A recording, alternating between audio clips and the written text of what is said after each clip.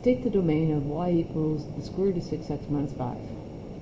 Well, to find the domain of a square root function, we're going to take the value underneath the square root and we're going to set it greater than or equal to 0. It's always greater than or equal to 0. So then we're going to add 5 to both sides. We get 6x is greater than or equal to 5.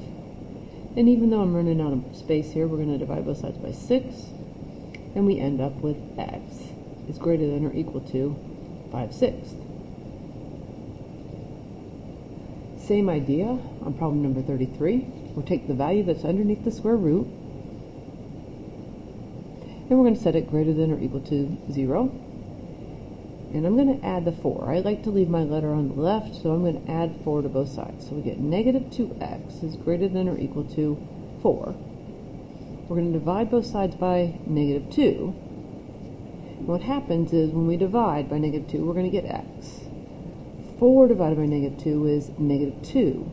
But because we divided, what happens is the inequality symbol changes direction. So it's going to be less than or equal to. So then our domain of this function is actually x is less than or equal to negative 2. So as we take that answer, use the domain that you found in question 33. Which of the following values is not in the domain?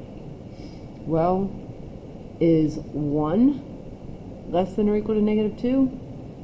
No. Is 2 less than or equal to negative 2?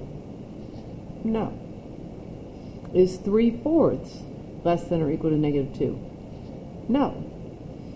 Is 3/2, which is 1 1/2, or 1.5, less than negative 2? No. And in fact, if you take a really close look, all of these answers are positive values, and we need values that are less than or equal to negative 2. So positive is never going to be less than a negative number. One more for this video here. Which equation below describes the function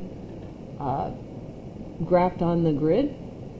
Well, the first thing that I notice about this one, and you can look down at the parent function on 36. So here's the parent function.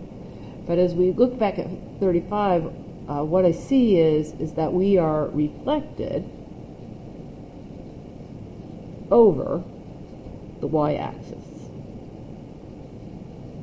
And the reflection over the y-axis means that there's a negative inside the function. So the negative on this one is outside the function. The negative on this one's outside, so it's not A and it's not C. The other information that I notice is that instead of starting at 0, 0, now we're up 2, which is another transformation in this graph. And consequently, that gives me everything that I need, because the negative underneath the function or inside the function is reflected over the y-axis. Up 2 means that we're going to add 2. So our answer to this equation is letter D.